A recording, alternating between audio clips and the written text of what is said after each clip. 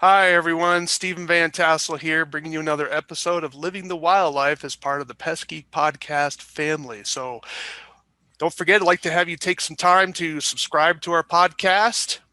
Drop me an email at wildlifecontrolconsultant@gmail.com. Tell us about the show. We're really glad you're here. And today's guest is Charles Parker. He's the owner of Parker Wildlife Control and Nuco Pro Software, and he's from Louisiana. So we're going to have a little southern theme here today. We're going to talk about controlling some southern animals like armadillo and nutria and Muscovy ducks. So those of us in the north don't have some of those problems, although nutria are up in Washington State and Oregon, and they think they got eradicated out of Maryland or Delaware, somewhere in there. But sometimes the nutria come a little farther north. But definitely Muscovy ducks and armadillo, those are definitely in the southern tier of the United States. So we're really glad to have you on board here, Charles. Thanks. Welcome to the podcast. Thanks for having me on. All right. Tell us a little about yourself. So my name is Charles Parker. I have a company here in New Orleans called Parker Wildlife Control. I've been doing this for about 20 years now. I also created a software called Nuco Pro, which stands for Nuisance Wildlife Control Operator. Um, that's basically, I built it to run my own business, and then I decided to sell it as a software as a service so that other operators could do the same thing as me and be able to manage their company remotely. And so basically that allows my phone calls to go into a database and manage things and be able to look at the data over time as to like when the armadillo calls might come in through the year. As a wildlife control guy, you kind of get a feel for when certain animals will become more prevalent and when those jobs start to pick up. But that's not always the same as what the actual data is. We always try to say, oh, well, we got to stop doing the bat jobs in May. So when do they actually start? Or when do they actually start dropping off? Because the type of bats that we deal with here in the South are, some of them are migratory and some are not. So we have the Mexican free-tail bat. And, you have the two subspecies, Eastern and Western. And we have both here because some migrate out and some don't. And so, like looking at all that data over time is really helpful. Well, interesting. Why don't you tell a little bit more about your software? Is this a program that helps you schedule your day? Is it that sort of program, or is it more of an Yeah, incoming data program? so it's both. So, phone calls are automatically logged into the software. Okay. So I have like basically a tracking number, and once the call connects, it records it and then uploads it to my database. And so from once I get the phone call, then I create a job and a customer from that, and then I can set a schedule and text all the jobs to the guys that work for me, and then they can do reports and add pictures to it and all that kind of thing. And you can do invoicing. It's not an accounting software, but you can Okay. definitely send invoices and things like that. I always say when it comes to accounting, you should be using QuickBooks. Okay. Do you think they're ever going to integrate those two together, or is that just too big of a No, project? yeah, it's two uniquely different and complicated things. I mean, QuickBooks, there's a reason that software is so successful Mm. and that it's so enormous. It's a job into itself. And how large of a company should someone be before they start looking at your software? Is it someone just for a single man operation, or do you need to be bigger than that Absolutely. to? Yeah, no, Okay. absolutely. If a single operator, most of the people in this industry are single operators. Sometimes their wife will help them, Hmm. and they'll have a helper. And so, like being able to schedule jobs and sending them out to techs and things like that, that might be a bit much for a single operator. But at the same time, it's really good to have all that stuff on a schedule because then you can go back and look at that. Like I was saying, one of the biggest things that or underutilized things is the data that we all have Yeah. as wildlife control operators. It's really interesting to be able to look at my phone calls, and I have like statistics within the software. So Okay. you can look at national statistics where it doesn't identify anybody, but it just says how many bat calls are entered into the software, how many possum calls, how many skunk calls. And then you have company statistics. And it's really interesting looking at people from all over the country. I've got people that use it all over the United States. So let's say somebody in Idaho, They might have skunk calls, whereas I'm not going to really have any in southern, in the New Orleans area south of the lake where Okay. I work.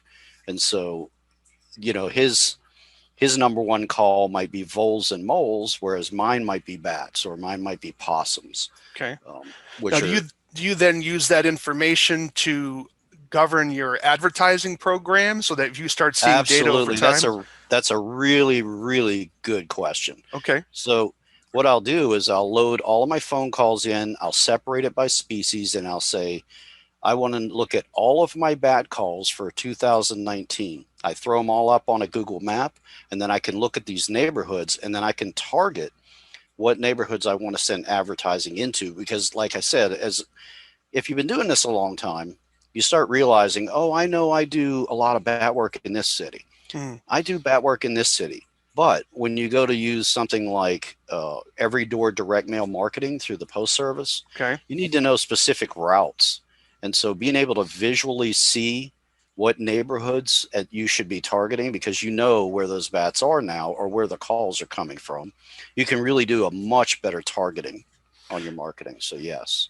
Well, especially if you're using exclusion on bats, they're probably going to be moving down to a house in that same neighborhood because the habitat obviously is good and finding a weak spot there. And so you It's target. not, yeah, it's not just, it really is more about looking at the types of construction. Okay. So, like in certain areas of Baton Rouge, they've got a lot of single story homes, All right. and the bats in that area, they tend to go towards the garages on the house. Okay.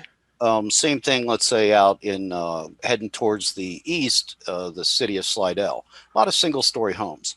So, when you start looking at those neighborhoods and you say, well, here's a whole nother neighborhood with single story homes, I know in that area, that's where I should probably be targeting. Okay. And so you can actually track how your calls are coming in based on your advertising to see if you're getting a return on your investment. Yeah, exactly. Okay. So, you're really looking at what you can easily see where your calls are coming from. Mm. So it'd be easy to track that. Yes. And how about in terms of record keeping? I know another wildlife control operator really makes it a point to when he goes to a house, he's measuring everything. He's measuring the chimney flues and he's trying to upsell and cross sell a variety of things. And if the client doesn't order it at that particular moment, he has those records. I think he uses paper, but I mean, your software, if someone said, 2 months later, well, I've thought about Yeah. it. I think I really do want that chimney cap. Is that something where you go back into the software and you say, okay, he had a 9x9 and I know I need this type of flue cap Well, to cover that? yeah, yeah. So being able, another awesome thing is that sometimes people will call and you talk to them on the phone and you say, a house like what you're describing to me, I could probably do that for about maybe, let's say 875, right? And Mm-hmm. so a year later they call and they say, hey, is that price still good? And you're thinking to yourself, what in the heck did I tell them? You know, and you can go back and actually listen to that call again. Oh, But you wow. can also, but you don't have to. You can write notes, which is what I do. Okay. In the description of the phone call, right? Told the customer I thought it might be about 875, and that way you're kind of in the same range. I mean, it is Mm-hmm. what it is. If you get out there, if it's a $5,000 job, obviously you're not going to do it for 875. Sure. Right. Right. Um, Right. at the same time, like, but and then also another great thing is keeping up with what you told people and then also what you charged them. So if their neighbor calls the following year, you don't know that sometimes these people are friends. And so Yeah. you give them a price for $1,500 and they're like, well, my neighbor, you only charge them $1,200. Yeah. Yeah. Why is it $300 for my house? Now you're on the defense. Right. But if you already know that, I mean, like I said, it is what it is. Mm-hmm. But some days, I don't know, we're only human. I mean, Yeah. if I had a huge bill due and I'm looking at a job that's between 12 and 15 and my wife is saying, we need, about $1,000 right now. And I'm thinking, I better make it 1,500, and that's how things go sometimes. It's Yeah. not, you want to be as fair as you can with people though. Sure. No, I think that's a really good point there. And so what's it cost? What's it cost for someone to sign up for this? Uh, it's $26.50 a month. 26.50 a month. Okay. And Yeah. what's that get them? That get them the full package, or are you on a tiered system? That's pretty much everything. The only thing it does not get them is the automatic call recording. Okay. So because that is a separate, so there's a tracking number involved and a third party that Hmm. you're paying by the minute. Now it's like 2/10 of a cent, maybe, or Oh, that's not bad. 200. Yeah, it's like a minute. So it really, my calls. So I'm putting probably 300 to 500 phone calls a month through there, Hmm. um, and it may be $20 more a month. Oh, that's not bad. So Yeah. yeah, so just looking, I'm really trying to work on the pricing, but I'm not going to eat that obviously if Yeah. if they're only paying 26.50 a month to start with. Now, does that when they purchase that additional item, do they transcribe that phone call into text, or is that just recording it just as a sound wave file or something? It's a wave file. Hmm. I can do transcription. I just have not coded it yet. I gotcha. So we have another feature coming down the road, probably. When do you think that's going to hit the road? That'll be a while. I mean, it's not a priority at this time. Gotcha. Okay. Anything else coming down the road with the software that you've had people asking you for that you're looking to code it in? Well, so some of the things are just minor tweaks to what we've already got going on. Hmm. Um, a lot of the a lot of stuff revolves around the mapping. So what's interesting is if you've got a job with that's, let's say, I'm starting to integrate pest control into it, Yep. Yep. which is, like I've always said, okay, this is a wildlife control software. Because when I first got into this, there was almost zero crossover. You had guys that did pest control and you had guys that did wildlife control. Yep. And more we're seeing both now. That it seemed like the pest control guys were trying to do wildlife control largely unsuccessfully. But more and more, I'm really starting to see a lot more pest control companies that are applying themselves. They're going to NACOA training. They're really investing into training their personnel. Mm, And so they're getting better. But I'm also starting to see wildlife control guys that are starting to cross over into pest control.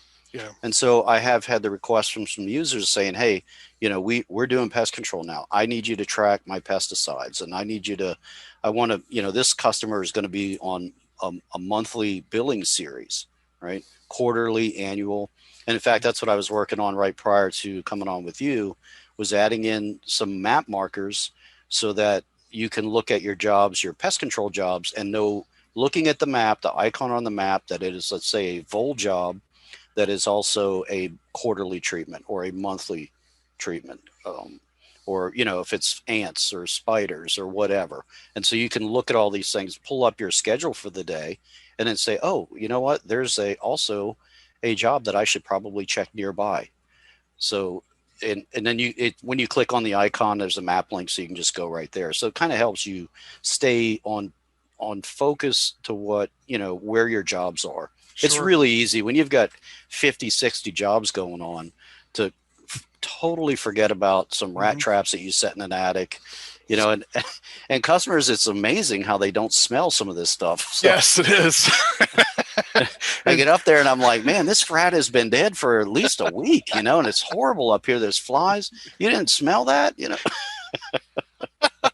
So, in terms of the software, some states require reporting of the number of animals that you've caught. Yes, Does the and it software does allow do that that. to? It does. So it Yes, allows you to absolutely. export that. Very nice. Well, what's really nice about that is, as you're out doing your jobs and you go out, you do a report and you say, one squirrel caught.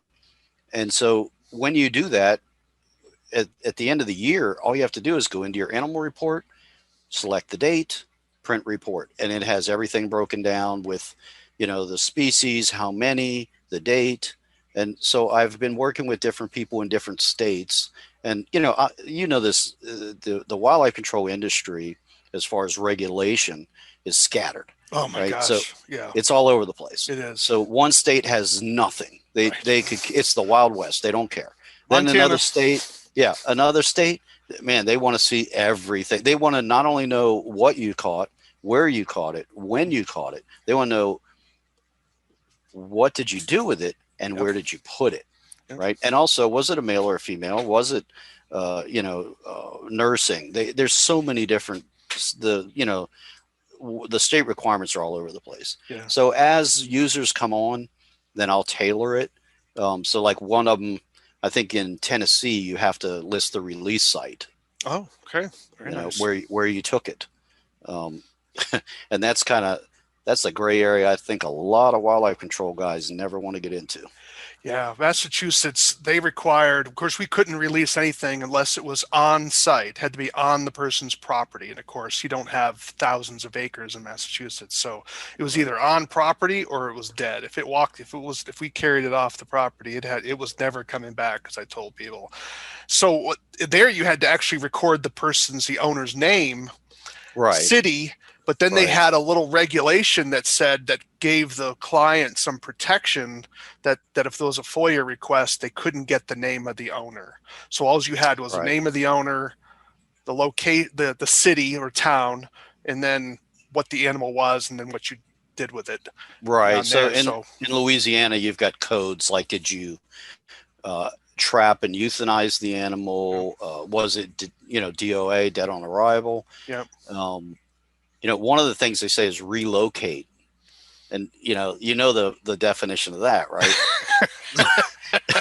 And I don't know if your listeners do, but so there's two words. There's relocate and Yeah, there's translocate. right, So relocate, you're technically releasing it on site. right. Translocate, you're moving it outside of its home range.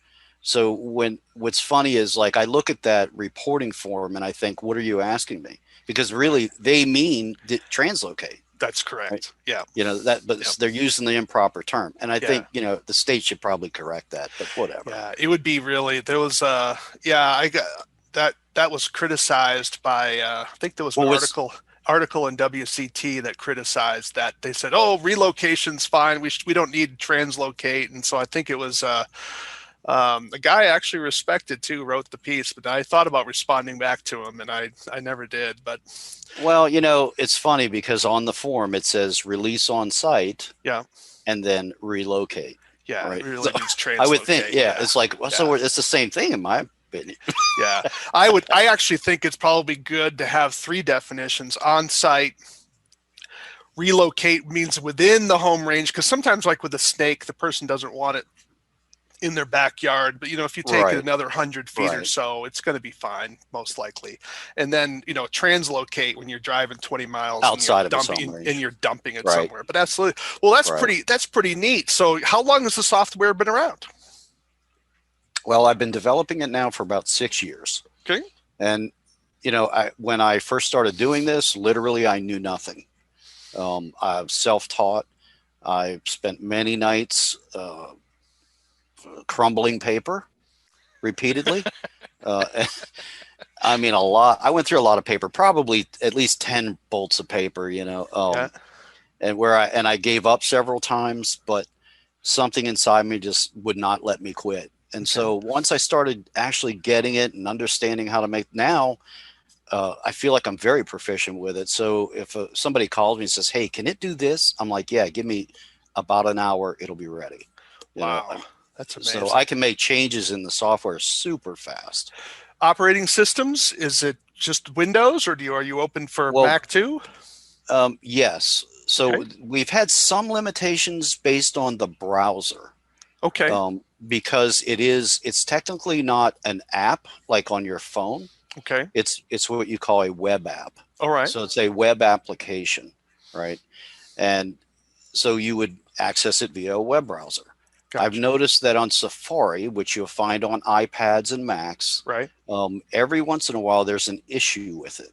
It might be something small like you can't scroll, Okay. and sometimes it might be you can't scroll with one finger, but if you grab with two fingers, it'll scroll. Oh, no kidding. Right. Right. And so that's because you've got different types of browsers that are on different types of devices, right? You've got a touchscreen laptop, you've got a touchscreen iPad. Technically, there are different browsers on those, even though it might be called Safari. Mhm.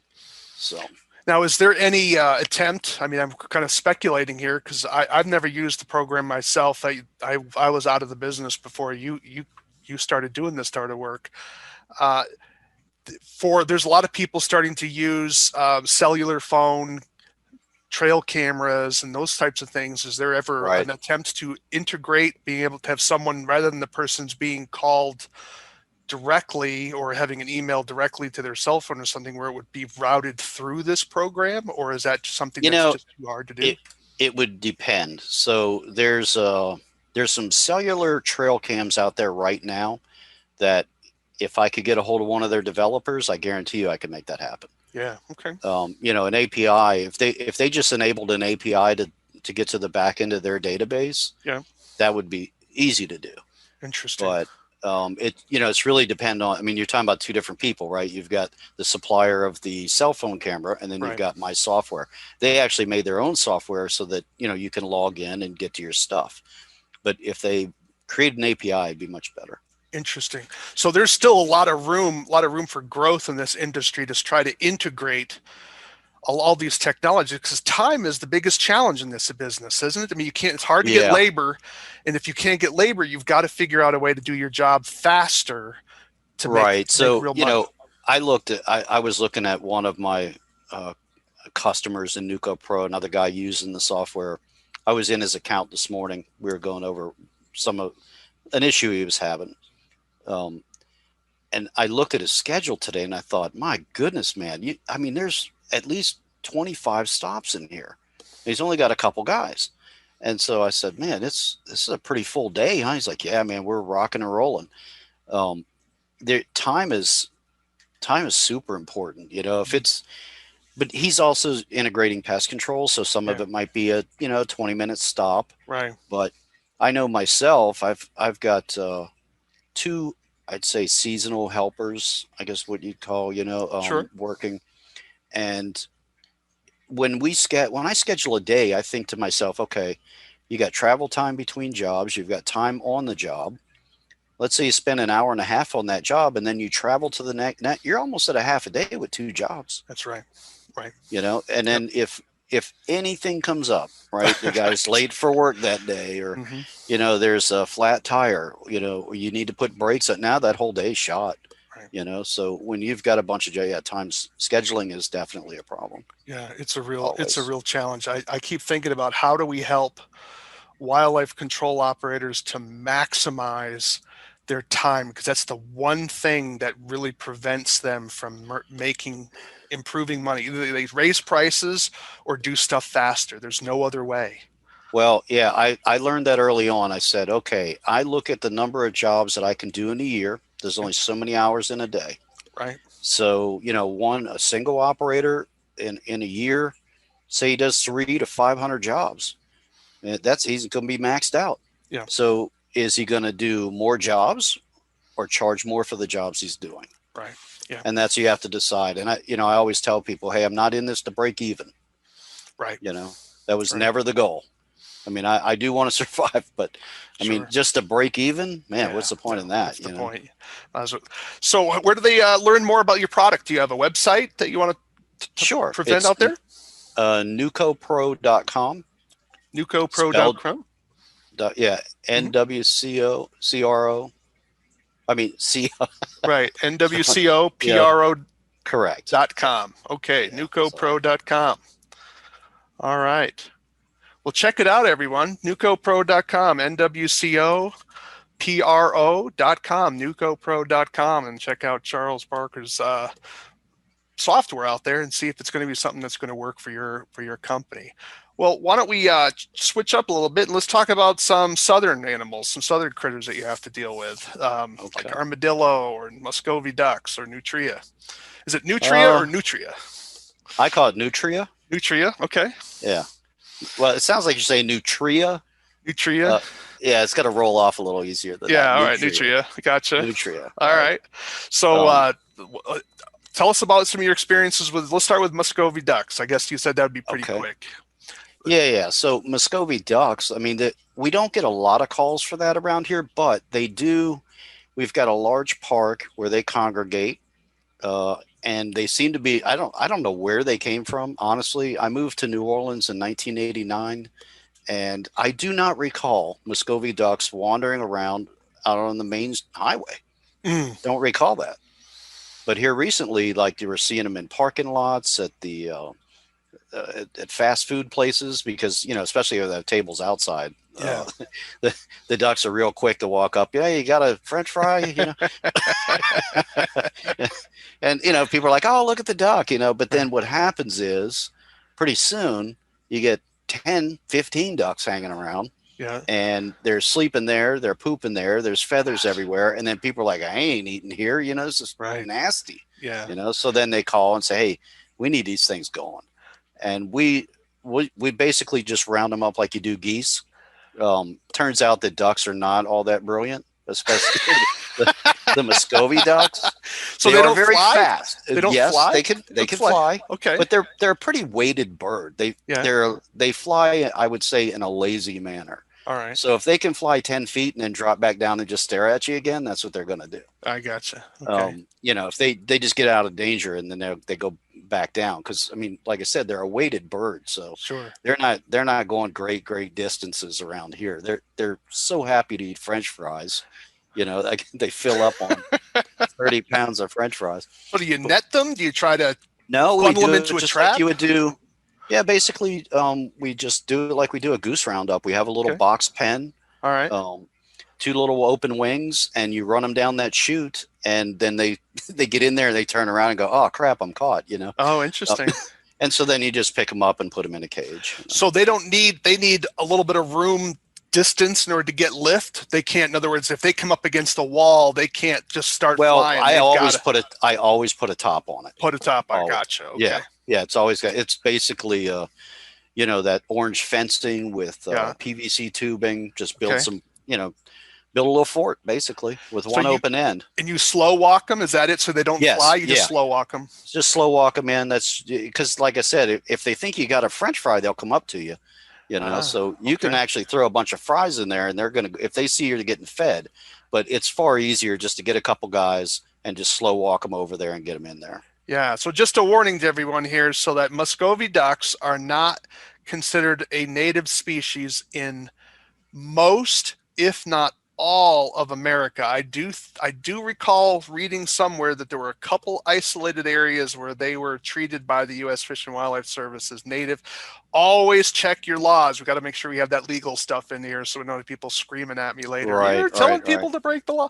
Always follow, because you may have federal law and there may be local protection, right? So make sure you get your ducks in a row, figuratively speaking here, pun intended, of course, we'll say.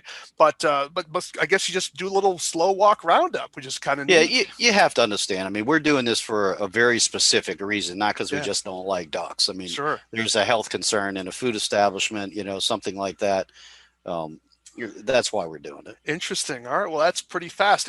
Any trapping, or you just always just slow walk them? Just slow walk them in. I Just slow mean, walk. so far, I've actually caught one in a raccoon trap, I guess you Okay. would call it. Yeah. Just a typical cage trap. I have a heart. Yeah. You put some seed in there. Like I said, the birds are not. They're so concerned with eating. Kind of like you talk about geese and you say they've got what you call mental inertia. Okay. They want to go in a certain direction, and that's Yeah. what they're going to do. Gotcha. All So right. they'll go in it, but slow walking them is the easiest way. I like that mental inertia. That's our word for today. Mental Yeah, inertia. that's my very expensive word. I like that. I like that a lot. All right. How about armadillo? Talk about armadillos a little bit. Now there's some mental inertia. Yeah, okay. I like to call them little bulldogs. All right. They are bulldozers. They're pretty strong animal. As you know, they go by smell. They don't have very good eyesight. So anytime we're trapping those, it's basically just tricking them into walking into the trap. Okay. Um, put it in the path they're going to take anyway. Do you wing them? Do you put wings on? That depends. Okay. I'll try to use the natural structures that are already there, Okay. like I just said. So I try to place the traps in an area that they're already traveling. Okay. That makes it much quicker. Now, if in the case of where there's a burrow underneath of a slab, that's their hole. They're in there. You just put the trap in front of the hole. You're going to capture them. But you have to have a decent trap. Like a Comstock. They're Okay. really excellent traps. They're meant to hold that type of animal. Yeah, Um, Comstocks but are incredible. So you like two-door traps? You like the blind sets? yeah, Okay. absolutely. Yeah. All right, interesting. So you have to have a trap. You can't just get one of those Well, like I said earlier, cheap traps. You got to want to get that one that's 1 by 1/2 inch weave and some really you good know, ribbing. a lot of people kind of dog the typical have a heart cage that you might find at Home Depot. Okay. They will hold an armadillo, medium to small. The Yeah. larger ones, they will not hold them. They will break the door straight through. I've got Okay. plenty of pictures of traps that are, bent up because of it. Wow. But you can definitely they'll hold them, Okay. but not every time. I mean, if you really the Comstock traps they're going to hold them every single time. And how I mean, about the they're not getting them. professional versions of because I think Woodstream Yeah, has a professional version, Tomahawk has a yeah, professional version. Tomahawk. Yeah, your pro grade traps. Those are Basically, if you're spending, the have a horse run about, let's say, $50, right? okay. They're a great trap. I mean, tried and true method, kind of like your Victor rat trap. They've been around forever. Yeah. But if you really want, a solid trap, a professional grade trap, then you're going to want to go with Tomahawk, a Safeguard, something like that. And everybody has their preference. Okay. And we try to tailor the trap to the animal, Yeah. right? You're just not going to put the traps that you might buy at Tractor Supply. I don't I don't want to put them down because they have their use too, Hmm. but they're certainly not. They're not meant for armadillos. That's for sure. An armadillo Yeah. will plow through that thing in 5 seconds flat. Gotcha. Oh, They're very, interesting. very, they're very powerful diggers. And Yeah. Now, have you found, though, there's been a lot of work done on trying to find the magic bait for well, armadillos. Have you found it? you know, do you remember the name Tim Julian? Yeah. He was the found. So, Yeah. I yeah, remember him. Oh, sure. He passed away, what, 4 or 5 years ago? it's been a while. 6. Yeah. Maybe 6.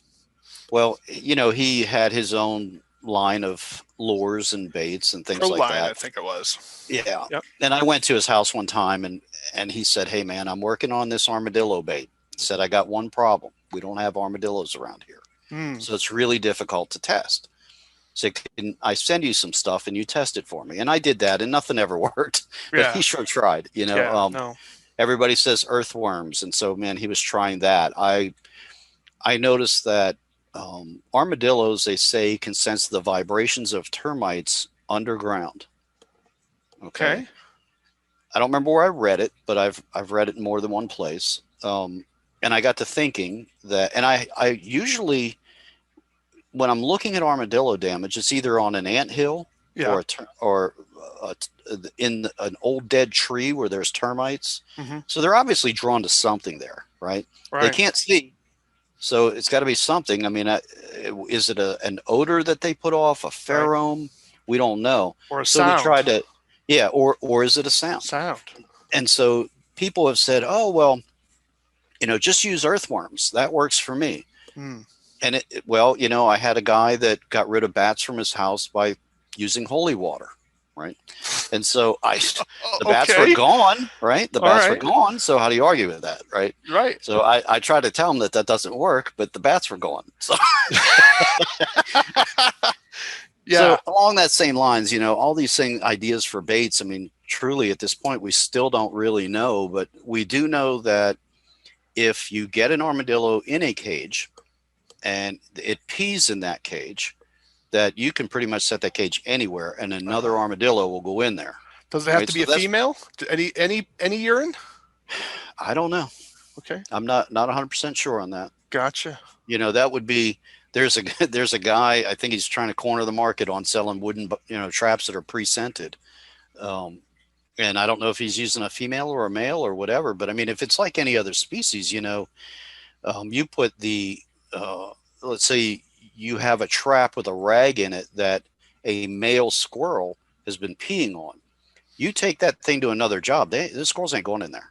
Right. He's too Right. dominant. They'll smell that. But you put a female urine in there, whole different ball of Sure. wax. That you're going to get a lot of males checking that trap out. So Fascinating. yeah, so if it follows suit, I would think you would probably want to get urine from a female.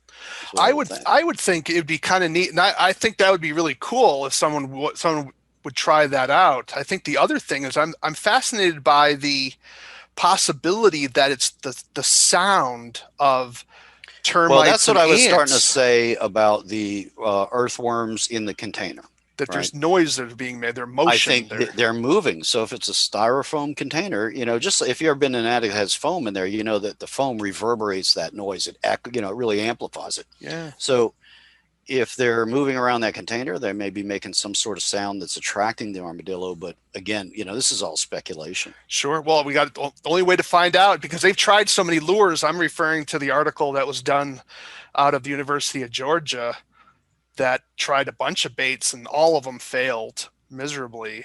Hmm. And that wasn't the first study. There were others before that. And so now I'm wondering if there's either, the urine thing I think hasn't been tried yet, and that I'm aware of. And certainly the sound issue has not been tried yet that I'm aware of. Right, and So that may be the breakthrough that somebody needs to come up with. Some I've thought about it myself. Like, what if I invented it, would I be famous? For inventing it. I think you Um, would. I think we with the micro technology and with your computer type and engineering skills, I don't know why you don't try it. Something because there's squeakers for cats now. Why right. couldn't there be something that would have some sound from a Well, termite movement or I'll whatever? tell you, I remember two different times when I was just amazed at something I tried that worked almost instantly, and but it wasn't repeatable. Kind of like the holy water thing. I Okay. took there's a bait called honey gland. All right. I think that's one of Rob Erickson's baits. Could be. That I think so. Anyway, this honey gland, I dipped some of it in uh, some debris that was on the ground, Hmm. and I dipped it in there and I put it in the trap. Now it has a very, if you know that bait, it's got a pretty strong smell. It would have what you call a good distance on the calling of the smell, right? So an animal can smell that right away. So I put it in the trap. I walked around the other side of the house, set a trap down, and I heard the door close. And I thought, well, that's good. This is 2:30 in the afternoon, right? Wow. I said, so my immediate thought was the doggone door fell, you Right. know. So I come around, sure enough, there was an armadillo in it, and I went, wow, what did I just do? Did I just invent the magic bait? Is this all it took? And and so I said, man, I'm going to try this again. So I tried it on a bunch of jobs, and I never had that success again. Yeah. I And then there was another time I was drinking a blue Powerade on the job, Yeah. so I was thirsty. It was hot. And so, they say that some of the supposed baits you can try are fruit, Hmm. rotten fruit, Rotten things like fruit. that. Yep. So I was drinking that and I thought, boy, this smells terrible, rotten fruit. It's a fruit punch. So I poured that in there. I had one in the next day that to get in the trap, he had to jump over bricks to get there. Wow. All right. So armadillos are not really, they can climb. They have that capacity, but their inclination is, on ground. They're just going to Sure. travel on foot. They're not going to be climbing up things. So he literally had to climb over like a stack of 3 bricks to get in that cage. No kidding. Yeah. Well, But again, it was not repeatable. not repeatable. Well, and just a warning to everyone: not every state allows sound to be used to capture all animals. So make sure you check your wildlife regs before you start experimenting with some sound. So this is why we need comprehensive regulation change for a lot of wildlife control operators, because a lot of the laws that we're under, regulations we're under, are designed for sportsmen and for fur Right. trappers, where a fair chase is part of the deal, and it really hamstrings our industry in a lot of ways. But that's a subject for another podcast that I've given already. Well, how about nutria? So what do you do for those? Do you just treat them like big muskrats, or Well, since I've never trapped a muskrat, I wouldn't know. okay, But all I right, do know, I know what I know. I don't yep, know everything. sure, Um, I've trapped nutria for the city. This is going back a number of years, but it's a very small pond. It was, I think, 97 of them in 2 weeks. wow, And literally, the community, it was in a little park, and there's a sidewalk that people would walk their dogs and ride their bikes, and it's a little community area. yeah, And you literally could not walk anywhere without stepping in nutria poop. It wow, was the little pond was completely greened out. Like there was so much algae, so much bacteria in there that it was starting to stink. It was just a really bad situation. There were just too many of them. It's, you talk about overabundance, right? Mm, Sociological, or is it really biological, right? I yeah. think we were really entering into biological They overabundance. would have starved out. So what were they feeding? How were they able to, what were they eating then? Well, they eat vegetation. Yeah. So, and this pond had plenty of vegetation around the edges. I don't think they were starving. And then they had a waterway that connected to the lake. Okay. So they could go out anywhere from there, and this was home base where you raise your young, and Yeah. you're safe in there from everybody else out in the lake. Were Because of you, course, were they getting collapsed? Were they collapsing the banks from their oh, burrows? And absolutely, yeah. oh, Okay. absolutely, yeah, yeah. So they had a little bridge to go across the thing, and the the ground was so pulled away from it, you were looking at the footings that should have been in the ground, Oh my right? goodness. Yeah. Yeah. Yeah, it was pretty bad. And so there was a lot of them there. Definitely went unchecked for a long time. But trapping them, in my opinion, when I first started doing it, I knew nothing. Like anything else I've tried, um, and I really wasn't sure because when you think about nutria or muskrat, generally there's not they don't teach that in school, trapping, right, or Right. getting rid of those animals. It's not something that they teach anymore, right? And That's right. and your granddad doesn't fur trap anymore. There's a lot of that is just going with the past. The fur trapping industry is really dwindling. And so when you think about that type of animal that was for fur trapping at one point, you say, well, okay, how do I handle these things? Do I go out and get these conibears? Do I get these footholds? Well, this is a park. Right. So you've got kids, you've got dogs, you've got cats, you've got ducks. In my opinion, conibears were out of the question. Okay. There was no way in the world I would want that. So we were able to use cage traps in there. Okay. And this is where the cheaper traps are awesome Mm, because you want a lot of traps. So if there's a supplier that sells a very cheap cage trap, large enough to house the nutria, and a smaller trap actually comes with it, and the whole deal was like $25, right? okay. Yeah.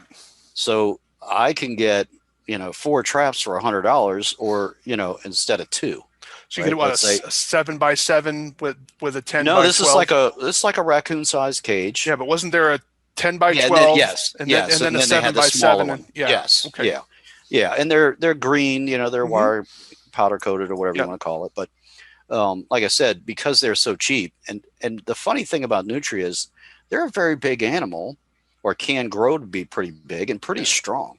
Right. And at least in my area, now I have heard other people say, "Oh no, I've had them bust my doors down." I've never had them bust a door.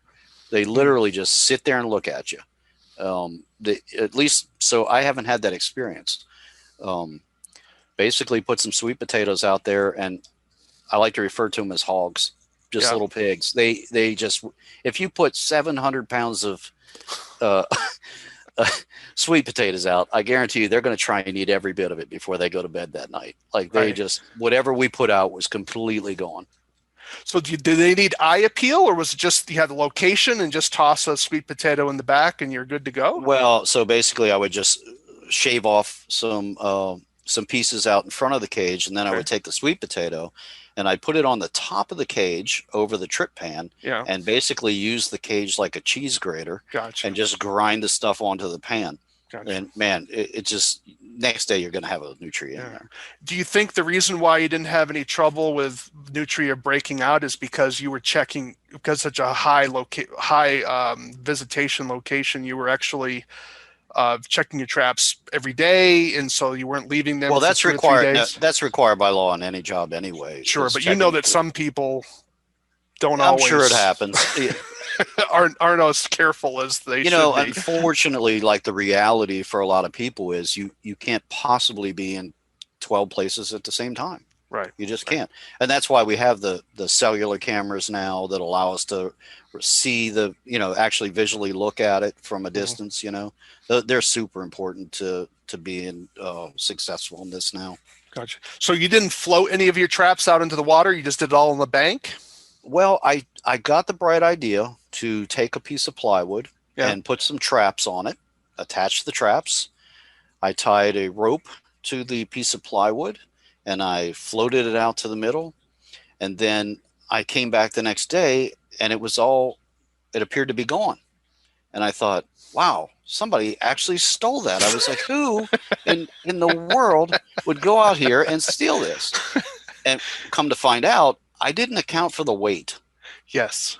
So So they, when the traps filled up, they drowned themselves. yes. I really felt bad about that. I don't, you know, we're not allowed to relocate them anyway. Yeah. But if if you have to kill an animal, you should do it, in a humane method. And I just did not think that was right. I Okay. think the term humane really is, it's personal at best Okay. for the definition of it. So you just didn't want to drown him at that particular point. You wanted to do like do Yeah, carbon dioxide him. well, like I said too, this is a public park. Yeah. There had to have been a point where they were bobbing. Yes. And A little bit of flutter of the water there as they're struggling. Yeah. And so, I just could imagine a kid's horror as they're like, oh my God, look at the animal. Oh, what's happening? I just didn't think that was right. Yeah, you're absolutely correct. But nothing happened, so you're good to go. So Yeah. without a doubt. So, well, that's a fascinating thing. So, did you do any other nutria trapping out in some of the canals out there along? No, we don't. The sheriff's department here shoots them in the canals. And there are certain areas where if the water level rises, they determine that a bullet could ricochet off the water, so Yeah. they can't shoot in those areas. And then so they usually, like, a neighborhood association called me and said, "Hey, the police officers cannot shoot in this area. Can you come trap this area?" I've done it, but that's not for the city. The city doesn't pay for that. Right. They'll just skip over that one and go on to greener pastures. You would think that flooding would be a big worry with nutria going after your dikes. Well, no, not really. I mean, honestly, they do cause damage to the edges, and they certainly, I think, if left unchecked, like around that little pond, Yeah. they can cause a problem. But for the most part, like, I just don't, I don't see them causing a lot of damage like what is like it's hyped up to be. Gotcha. Now I can see the ricochet problem with a rifled bullet, but why would there be a ricochet problem with a shotgun? Let's say if they were shotgunning Um, the I don't know exactly what their policies and procedures are. I mean, gotcha. you have to remember, we're not talking about coastal wetland damage. Yeah, Because I don't deal with that. I'm dealing strictly with urban things, area. Okay. right? And so I don't, I don't really know what their policies are on shooting in the canals and things like that. But I think as long as the shot is a downward shot, Yeah. they can take it. But if they have to raise the gun to a certain level, they're not allowed. Not allowed to do it. Well, that certainly makes sense. Right. Well, anything else about your work down there in Louisiana? You've had 20 years of experience. You've seen obviously an enormous amount of change within this industry. How have you changed in your own business practices over the last 20 years? What's been the biggest change for you? I would say trying to work smarter, trying to target what's important to my business and how we make money. And I Mhm. think that's an important thing that a lot of guys overlook. You just can't do it all. Right. When I first started developing the software, I put a lot of hours into it, and I feel like my business might have suffered during that time because you just become obsessed with just getting this perfect or doing this. You spend time doing that, well, you're not working on your business income. Right. Right. Right. So you have to learn to divide your time. And so when you're talking about a wildlife control business, no matter where you're at in the country, you have to learn to divide your time. And look at your company and say, well, what works for us and what doesn't? You have to really take an honest look and maybe even ask your guys, like, what do we do well? What don't we do well? Like, what is the worst thing? Like, I asked my nephew who works for me, I said, what is it you hate? What is the worst job I could give you? And he said, oh, it's putting a lattice under a house. Okay, well, maybe we shouldn't do that anymore. Because I notice, just over time that when he's doing those jobs, they seem to take forever. you know, and so, Yeah. I wonder why, I right? wonder Because he why. does, his heart's not in it. He doesn't want to do it. So, Yeah, what I'm supposed to go out there and beat him, make him work harder. sure. It's just not going to happen. So it's like, well, if that's not profitable, we're wasting time doing that. He doesn't like doing it. Why don't we concentrate our efforts on things that he does like, Mm, things that are more profitable for the company, like what species. And that's how my software kind of comes into play too. I say, well, what species is the most profitable that we're doing? A lot of guys say, oh, it's got to be bats. Well, maybe not. If right. you're closing up a house for bats and somebody calls about squirrels, that's a bat job too, in a sense, because Hmm. you're sealing up the house no matter what job it is. Yeah. So you really got to think about that into what, do we want to get into doing roofing work, or putting drip edge for rodents, or do we want to sub that out? Like Yeah. look at what is actually profitable for you and what can be subbed out. If you got a crew that's a roofing company that you can hire to do the work, why go out and do it? Yeah. You can hire them to do it, So that's over the years I've tried to learn, well, try to stay in your lane, you Mm. know. Yeah. I think go deeper. How have you found, like with your work, you don't really get into any of the pesticide stuff, right? Do you do any toxicants for No, no, rodenticides? no, So no, you've nothing like totally that. stayed away of out of the pest control Yeah, so side. we do. Yeah, and so I've got some pretty good relationships with local pest control companies. Mm. Be more than happy to give you their number. And, I think I can do the trapping here. I can do the repair work. But if you're worried about, new animals coming into the area, Yeah. you should probably have bait stations around your house. Contact your pest control company. And that's my recommendation. And then they can take it from there. So why did you never get into the rodenticides portion of pest control? Well, so in Louisiana, you've got to have a degree or you have to work for someone for a couple of years. Ah, okay. I've come to learn that I'm not real smart. Okay. Okay. I say that I'm not trying to dog myself. It's just that I know what I know. There are certain things I know very well. But when it comes to learning something new, I struggle. I have Okay. to really study that. All And right. so, I'm not a really good test taker. But like I said, I know what I know. Doctors who went to school for many years hire me because they don't know what I know. Gotcha. Right. So I think going to school now to try and become a insectologist, it's just not something I'm going to do. Gotcha. Okay. Well, any closing remarks you'd want to leave with our audience here before we wrap it up? Uh, well, if you thought I was helpful, I also do training for NACOA. Um, I put together some of the training courses there, and if I've been helpful to you at all, maybe you should check those out. Okay. Well, thanks, Charles. So just want to close up here together, everybody. So again, my name is Stephen Van Tassel. I'm the host here of Living the Wildlife as part of the Pest Geek podcast family. We want you to take a few moments and subscribe to our podcast.